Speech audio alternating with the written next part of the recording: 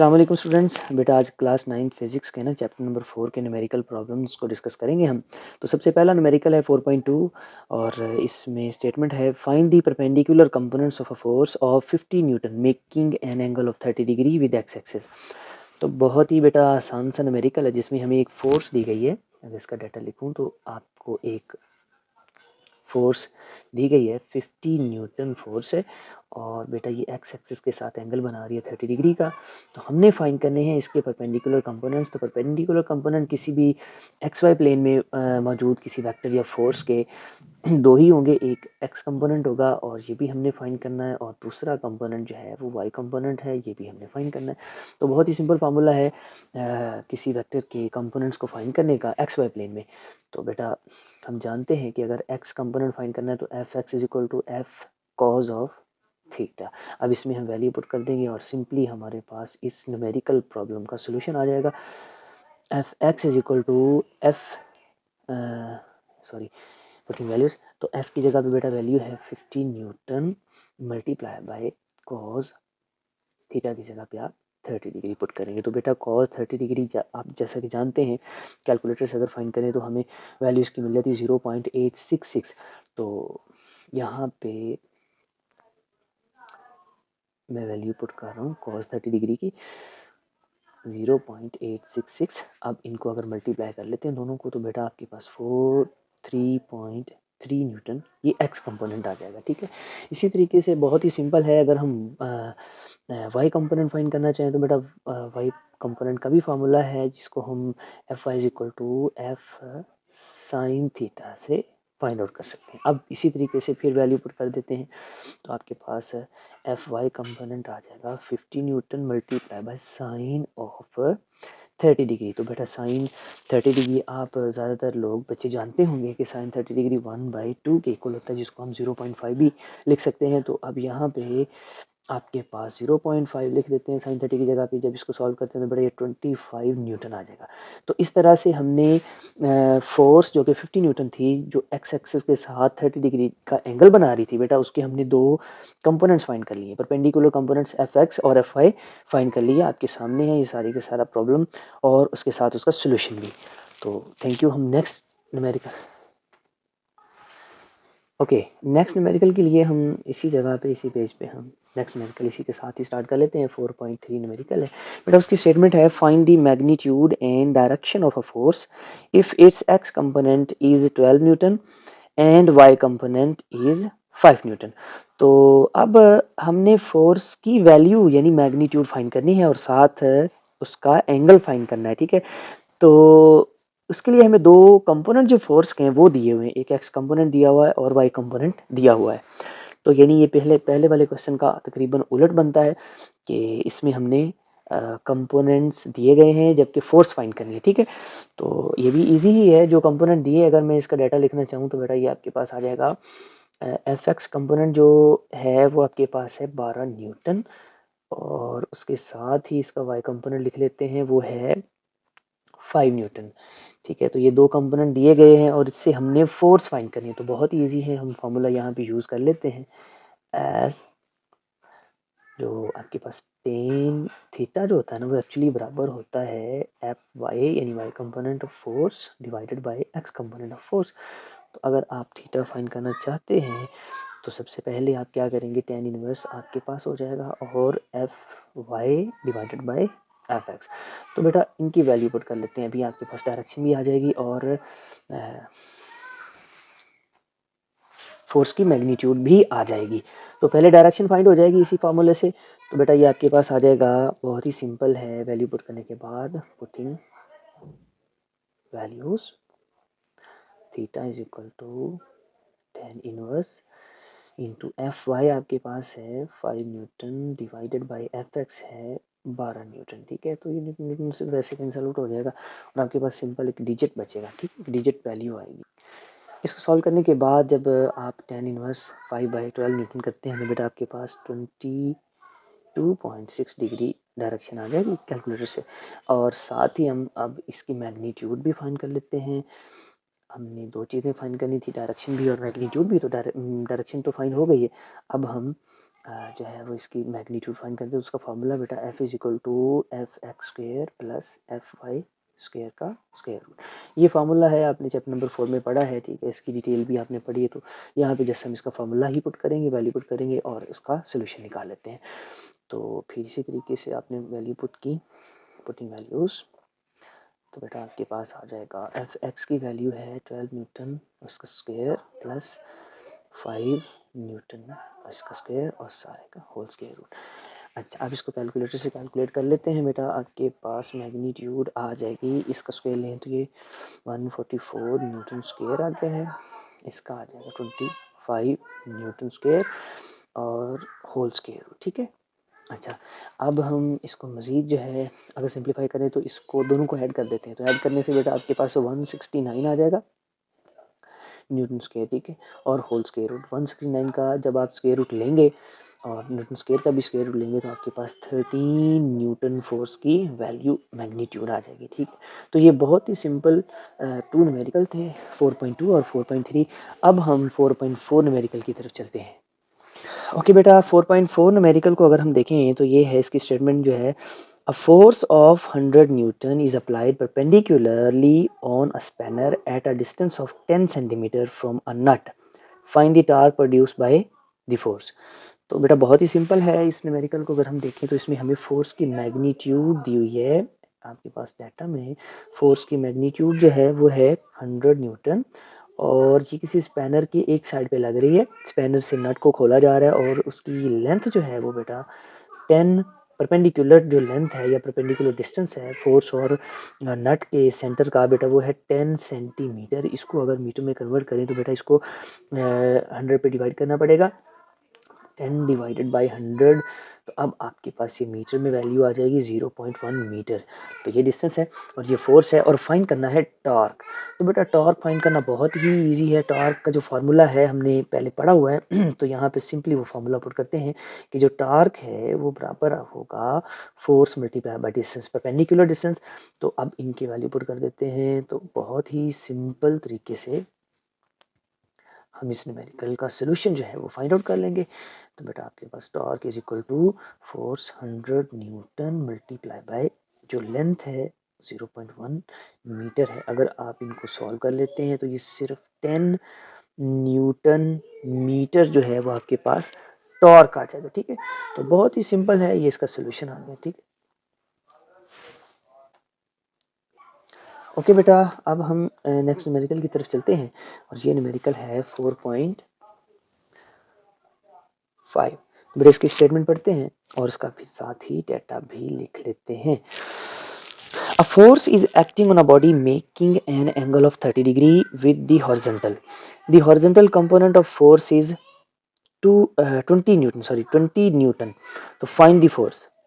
बेटा horizontal component किसी force का दिया हुआ है और वो जो है वो हॉरिजॉन्टल डायरेक्शन के साथ 30 डिग्री का एंगल बना रही है। तो बहुत ही सिंपल, इसका मतलब हमें एक्स कंपोनेंट दिया हुआ है फोर्स का और वो है 20 न्यूटन और एंगल बना रही है ये फोर्स 30 डिग्री का, ठीक है। हमने फाइंड करनी है force, magnitude of force find करनी है। तो बहुत ही सिंपल क्वेश्चन है, इस तरह का हमने पहले भी एक न्यूमेरिकल किया था, उसमें फार्मूला पुट किया था सेम एज इट इज़। बेटा वही फार्मूला पुट करेंगे और फोर्स आपके पास आ जाएगी। तो as F X is equal to F cos of theta, simple ये फार्मूला लगाएंगे और बेटा फोर्स की मैग्नीट्यूड हमें चाहिए F is equal to F X divided by cos of theta.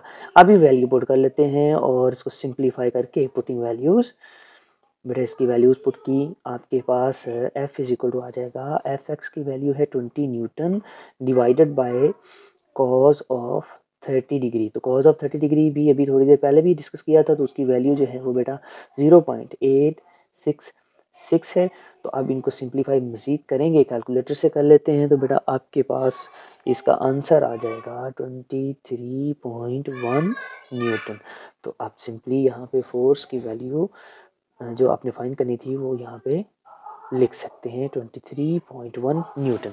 तो बहुत ही सिंपल तरीके से हमने इस न्यूमेरिकल को सॉल्व किया। तो अभी तक 4 न्यूमेरिकल हो गए इस चैप्टर के। अभी हम नेक्स्ट जो न्यूमेरिकल है 4.6 उसकी तरफ चलते हैं। अच्छा, तो बेटा हम क्वेश्चन नंबर 4.6 6 की तरफ चलते हैं। 4.6 न्यूमेरिकल उसकी स्टेटमेंट है, the steering of a car has a radius 16 centimetre, find the torque produced bye a couple of 50 Newton. आप ऐसे समझ लें कि कोई कार है और उसका स्टीयरिंग जो है वो इस तरीके से दिया गया है और उसका ये सेंटर है और सेंटर से एक साइड तक का जो डिस्टेंस है वो बेटा हमें दिया गया है, वो है 16 सेंटीमीटर। अगर हम टोटल डिस्टेंस की बात करें तो 16 सेंटीमीटर और 16 सेंटीमीटर दोनों को ऐड करेंगे तो बेटा डायमीटर आ जाएगा, यहाँ से यहाँ तक का डिस्टेंस आपके पास आ जाएगा। तो डाटा में मैं अगर लिखना चाहूँ तो मेरे पास चंद एक चीज़ें आएंगी। जो फोर्स की वैल्यू है, मैग्नीट्यूड ऑफ फोर्स है, वो है 50 न्यूटन और साथ जो सिंगल जो रेडियस है इस स्टीयरिंग का वो है 16 सेंटीमीटर। लेकिन अगर मैं डायामीटर की बात करूं, क्योंकि फोर्स यहाँ पे ऑपोजिट डायरेक्शन में टू साइड पे लग रही है, इस तरफ भी फोर्स लग रही है, इस तरफ भी फोर्स लग रही है, तो ये 50 न्यूटन जो है वो फोर्स लग रही है। ठीक है, इसकी जो है वो तरीक़ेकार हैं कि आप जो फोर्स लग रही है एक तरफ से दूसरी तरफ ऑपोजिट डायरेक्शन में, तो टोटल डिस्टेंस आपके पास यहाँ पे वो लिखेंगे, इसको हम 2r से फाइंड कर लेते हैं या सिंपल हम डायमीटर भी कह सकते हैं इसको। तो r प्लस r 32 सेंटीमीटर, जबकि आप इसको जो है वो मीटर में कन्वर्ट करने के लिए 100 पे डिवाइड कर देते हैं। ठीक है, तो 100 पे डिवाइड करेंगे बेटा ये आपके पास आ जाएगा 0.32 मीटर। ओके, अब हम जो है वो इससे पैदा होने वाला जो टॉर्क है उसको फाइंड आउट कर लेते हैं। तो बेटा बहुत ही इजी है, जैसे कि अभी हमने पिछले न्यूमेरिकल में टॉर्क फाइंड करने का फार्मूला यूज़ किया था, वही फार्मूला यहाँ पे यूज़ करेंगे। Torque is equal to F multiply by जो परपेंडिकुलर डिस्टेंस है डायामीटर ऑफ व्हील। ठीक है, तो इसके डायामीटर से मल्टीप्लाई कर देना, टोटल डिस्टेंस चाहिए ना हमें, तो टोटल डिस्टेंस यानी कि डायामीटर, तो टोटल डिस्टेंस यहाँ पे वैल्यू पुट कर देते हैं। अब हम वैल्यू पुट कर देते हैं जी, तो दोनों चीज़ों की पुटिंग वैल्यूज़, जब वैल्यूज़ पुट की तो बेटा आपके पास टॉर्क की वैल्यू आ जाएगी 50 newton multiply by total distance जो है वो अभी आपने फाइंड किया 0.32 मीटर है। अब दोनों को मल्टीप्लाई कर लेते हैं, मल्टीप्लाई करने से आपके पास सोल्यूशन आ जाएगा जी 16 न्यूटन मीटर। लेकिन जी ये टॉर्क था जो हमने फाइंड आउट करना था। ठीक है, चलें अब हम ओके बेटा, अभी हम नेक्स्ट न्यूमेरिकल की तरफ बढ़ते हैं। ये नेक्स्ट जो है 4.7 है और इसकी स्टेटमेंट है, a picture frame is hanging by two vertical strings, the tension in the string are 3.8 newton and 4.4 newton, find the weight of the picture frame. तो आपके पास कोई पिक्चर फ्रेम है यहाँ पे, लेट्स सपोज के ये आपके पास एक पिक्चर फ्रेम है और ये दो जो है वो स्ट्रिंग से हैंग कर रहा है। यहाँ ऐसे समझ लें कि किसी हुक के ज़रिए से दो स्ट्रिंग्स हैं और इनके ज़रिए से ये लटक रहा है, किसी बॉल के साथ है या किसी चीज़ के साथ। ठीक है, तो ये हैंग कर रहा है। अच्छा, अब इन दोनों स्ट्रिंग की जो टेंशन है वो दी गई है, यहाँ टेंशन T1 जो है वो भी दी गई है, टेंशन T2 जो है वो भी दी गई है। अब टेंशन आपको पता है कि हमेशा ऊपर की तरफ है, डोरी में जो टेंशन ऊपर की तरफ होती है और वेट जो है वो बॉडी का नीचे की तरफ होता है। और दूसरी बात ये है कि टोटल टेंशन जो है वो टोटल वेट के बराबर होती है। तो इतनी चीज़ें हमने जब चैप्टर की थ्योरी पढ़ी थी तो उसमें सारी की सारी चीज़ें सीख ली थी। चलें, अभी डाटा के लिहाज से अगर मैं यहाँ पे लिखना चाहूँ तो मेरे पास दो तरह की टेंशन है, दोनों स्ट्रिंग में T1 is equal to 3.8 Newton और इसके साथ दूसरी स्ट्रिंग है जिसकी वैल्यू है, जिसमें टेंशन की वैल्यू है 4.4244 न्यूटन, सॉरी। अच्छा, अगर हम मैं टोटल टेंशन की बात करूँ तो टोटल टेंशन जो है वो मेरे पास इन दोनों को ऐड करने से आएगी। ओके, सॉरी अभी हमने जो है वो जो वेट इस पिक्चर फ्रेम का वेट जो है वो फाइंड आउट करना है, तो वेट इज इक्वल टू ये फाइंड आउट करना है। तो फार्मूला इजी है कि हम जानते हैं कि एक्चुअली जो वेट है ये total tension T1 plus T2 के इक्वल होगा, बट ऑपोजिट डायरेक्शन में होगा। तो हम दोनों की जो है वो वैल्यू अगर पुट कर लेते हैं, यहाँ इसके दो तरीके हैं। इसको अगर आप फर्स्ट कंडीशन ऑफ इक्विलिब्रियम से देखें तो फिर आपके पास sum of all forces acting on a body is equal to 0 आ जाएगा। उसके लिए ज़रा थोड़ा सा कम्प्लेक्स हो जाएगा कि W जो है वो भी वेट है और जो टेंशन T1 और T2 ये दोनों भी वेट हैं, ये दोनों भी मतलब फोर्सेस हैं, तीनों ही फोर्सेस हैं। तो इनमें से अगर आप उस हिसाब से देखें तो फिर आपके पास जो वेट फोर्स को अगर आप पॉजिटिव लेंगे तो फिर T1 और T2 दोनों फोर्सेस नेगेटिव होंगी और इन तीनों का जो सम है वो इक्वल टू 0 आ जाएगा और उसके बाद ये आपके पास W इज इक्वल टू इस फॉर्म में आ जाएगा, जैसे कि sum of all forces acting on body is equal to 0। तो अगर हम इसको मज़ीद से इसको सिंप्लीफाई कर लेते हैं तो बेटा ये आपके पास जो फोर्सेज हैं वो 3 हैं। W अगर वेट फोर्स को पॉजिटिव लेंगे तो ये टेंशन फोर्स अपोजिट डायरेक्शन में है, ये माइनस में लेनी पड़ेगी, T1 माइनस T2 होगा और इज इक्वल टू 0। ओके, जब आप इसको सिंप्लीफाई करेंगे मतलब कि आप इन दोनों फोर्सेस T1 और T2 को उस तरफ ले जाएंगे तो यही कंडीशन आपके पास बन जाएगी। तो आपकी मर्जी है, आप इसको सिंपल तरीके से अगर आप देखें तो फिर आप W is equal to T1 plus T2 से भी इसको सॉल्व कर सकते हैं। अब आप इसकी वैल्यू पुट कर देते हैं जी, पुटिंग वैल्यूज़, तो बेटा ये वैल्यूज़ पुट की, W is equal to T1 है आपके पास 3.8 न्यूटन प्लस 4.4 न्यूटन। तो अगर आप इनको सिंप्लीफाई कर लेते हैं, ऐड कर लेते हैं तो 8.2 न्यूटन आपके इस पिक्चर फ्रेम का वेट आ जाएगा। तो ये आपके पास वेट जो है वो 8.2 न्यूटन आएगा, तो वेट फोर्स है। ठीक है, अभी हम बेटा अभी हम इस चैप्टर की जो लास्ट न्यूमेरिकल प्रॉब्लम है उसको हम डिस्कस कर लेते हैं और वो है 4.8 न्यूमेरिकल प्रॉब्लम है। अच्छा, इस न्यूमेरिकल प्रॉब्लम में जो स्टेटमेंट है, a nut has been tightened by a force of 200 newton using 10 centimetre long spanner, what length of a spanner is required to loosen the same nut with the force of 150 Newton force. तो इस question में actually हमें दो condition दी गई हैं कि आपको दो फोर्स और दो ही डिफरेंट लेंथ के जो है वो स्पैनर यूज़ करने हैं। तो आपके पास अगर मैं डाटा लिखना चाहूँ इस क्वेश्चन का तो बेटा डाटा बड़ा इजी है कि फोर्स F1 जो है वो है 200 न्यूटन और साथ उस स्पैनर के ऊपर जिसके ऊपर ये फोर्स लगनी है उसकी लेंथ L1 को हम अगर हम डिस्कस कर ले, L1 को से रिप्रेजेंट कर ले तो 10 सेंटीमीटर लॉन्ग। अच्छा, अब हमने क्या करना है कि अब हम हमारे पास अगर लेट्स सपोज के फोर्स अगर उसकी थोड़ी-सी वैल्यू कम है, जैसे कि इस क्वेश्चन में दी गई है 150 न्यूटन, तो हमें पूछा गया है कि कितनी लेंथ का स्पैनर हमें यूज़ करना पड़ेगा, L2 फाइंड करना है। तो फोर्स और जो लेंथ ऑफ स्पैनर है इन दोनों का प्रोडक्ट जो है वो टार्क के बराबर होता है। तो यकीनन अगर एक चीज़ कम हो रही है, जैसे कि फोर्स पहले 200 न्यूटन थी, अब 150 न्यूटन है, तो यकीनन अब इस स्पैनर दूसरे स्पैनर की जो लेंथ है वो ज़्यादा करना पड़ेगी। खैर इसको अभी हम देख लेते हैं कि इसका फार्मूला हम यूज़ करेंगे प्रिंसिपल ऑफ मूवमेंट्स के जो है वो हमने टॉपिक पढ़ा था, उसी टॉपिक से हम ये फार्मूला डिस्कस करेंगे। जो यहाँ पे टार्क वन साइड यानी क्लॉकवाइज टार्क या फिर एंटी क्लॉकवाइज टार्क जो हैं ये दोनों का प्रोडक्ट है बिल्कुल बराबर होगा। तो L1 multiply by F1 is equal to L2 multiply by F2। तो यहाँ सिंपल आपके पास स्टेटमेंट बन गई है। इसमें आपको L2 फाइंड करना है तो यकीनन आप F2 जो इधर मल्टीप्लाई हो रहा है इधर आके डिवाइड हो जाएगा, L1 divide multiply by F1 divided by F2। तो ये आपकी थोड़ी सी रीअरेंज हो जाएगी इक्वेशन। अब आप इस इक्वेशन में वैल्यू पुट करके इसको सिंप्लीफाई कर सकते हैं। पुटिंग वैल्यूज़, जब हमने इसके वैल्यूज़ पुट की तो बेटा आपके पास L2 is equal to L1 की जगह पे आप पुट कर देंगे। ओके, यहाँ इसको थोड़ा सा सॉल्व करने की ज़रूरत है। 10 सेंटीमीटर को पहले तो मीटर में कन्वर्ट करें तो 10 डिवाइडेड बाय 100 करेंगे तो ये मीटर में आ जाएगा 0.1 मीटर। ओके, अब हम इसकी वैल्यू जो है वो लेंथ डिस्कस करते हैं। तो बेटा ये आपके पास L1 की वैल्यू यानी 0.1 metre multiply by F1 200 newton divided by 150 newton. तो बेटा जब आप इसको सिंप्लीफाई करेंगे, इसको सॉल्व करेंगे तो आपके पास वैल्यू आ जाएगी, बेटा 13 सॉरी 0.1333 और इसी तरीके से मेजर ये कैलकुलेटर से आप वैल्यूज़ को कैलकुलेट कर सकते हैं। तो मीटर में आपके पास वैल्यू आ जाएगी। अगर आप इस की वैल्यू जो है वो सेंटीमीटर में फाइंड आउट करना चाहेंगे तो कोई इशू नहीं है, इसको 100 से मल्टीप्लाई कर दें तो बेटा ये 13.33 एंड सो ऑन ये चलता जाएगा। लेकिन आप तकरीबन इतना ही आंसर जो है वो इसको लिख सकते हैं, सेंटीमीटर में वैल्यू ये आ जाएगी। ठीक है, तो बहुत ही सिंपल है। लीजिए ये सारे के सारे चैप्टर के न्यूमेरिकल्स हो गए।